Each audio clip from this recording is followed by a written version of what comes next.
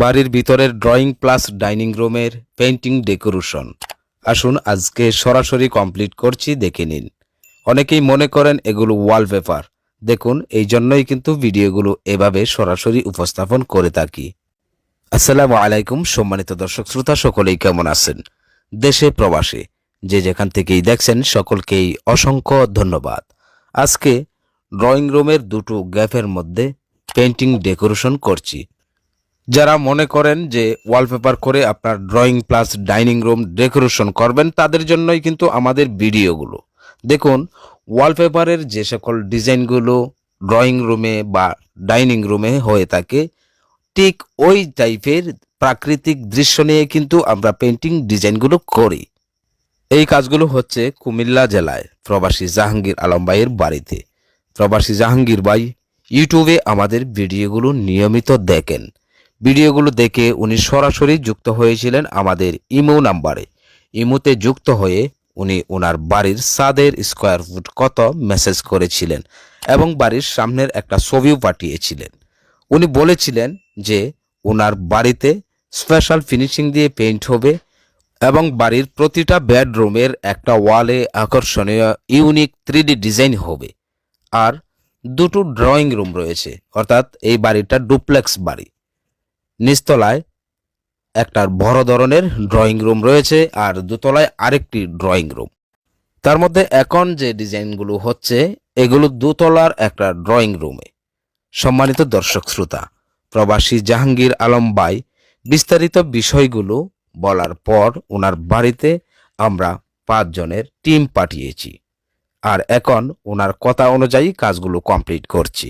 প্রত্যেকটা ভিডিও ইউটিউবে উপস্থাপন করব ইনশাআল্লাহ। দেখতে নিয়মিত পেতে অবশ্যই আমাদের চ্যানেলটি সাবস্ক্রাইব করে রাখুন। যদি আপনি ফেসবুক পেজ থেকে দেখেন, সেক্ষেত্রে আমাদের ফেসবুক পেজ ফলো দিয়ে রাখুন। দৈনিক নিত্য নতুন 3D ডিজাইনের ভিডিওগুলো আপনার মোবাইলে সবার আগে পাওয়ার জন্য। এই বাড়ির প্রত্যেকটা ভিডিও ইউটিউবে উপস্থাপন করব ইনশাআল্লাহ।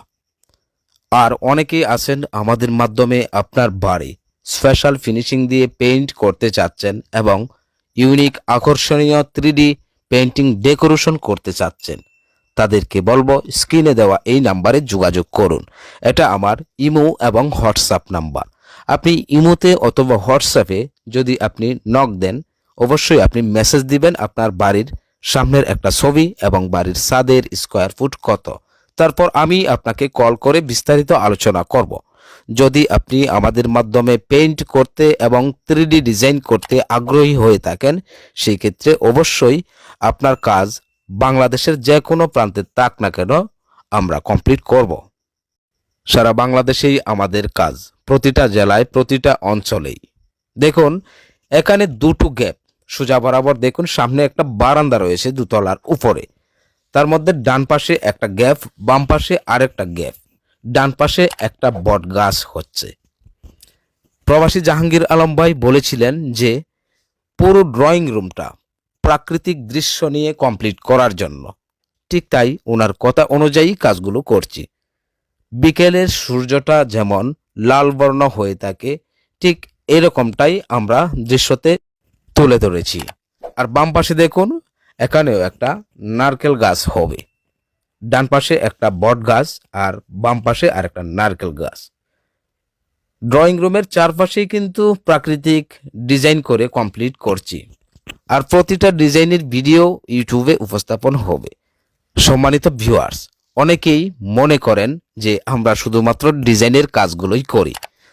দর্শক শ্রোতা, দেখুন, আমরা বাড়ির সম্পূর্ণ কাজ কমপ্লিট করি, অর্থাৎ বাড়ির আউটসাইড ইনসাইড রঙের কাজ কমপ্লিট করার পর যার যার পছন্দ অনুযায়ী ডিজাইনগুলো করে থাকি।